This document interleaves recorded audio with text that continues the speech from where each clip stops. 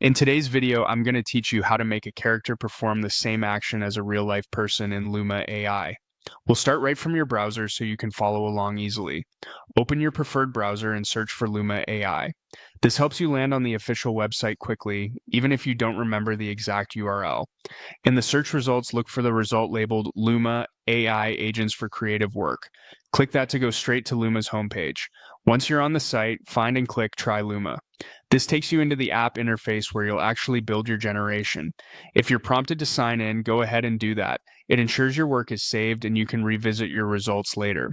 Inside the app, look for the attachment or upload icon. Click it, then choose your reference image from your device. For best results, pick a clear image that shows the real-life person's action or pose you want your character to mimic. Aim for good lighting, a visible full pose, and minimal motion blur. Common formats like JPG or PNG work well, and a higher resolution image usually gives the model more detail to follow. After your image is uploaded, move to the prompt field. This is where you'll tell Luma what you want to see. Be specific and direct. Describe the character, the style, and most importantly, instruct it to match the pose or action shown in the reference image. For example, you might say, a stylized 3D astronaut matching the reference image's jumping pose, cinematic lighting, neutral background. Clarity helps the model understand which details matter and which ones it can stylize.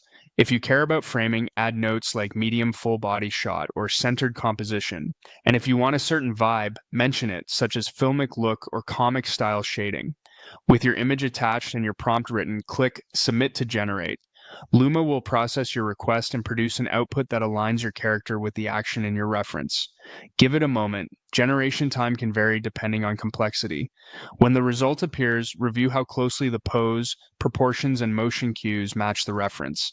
If something feels off, refine your prompt by emphasizing the action, adjusting style details, or simplifying conflicting instructions, then submit again. Small, focused edits usually lead to the best improvements.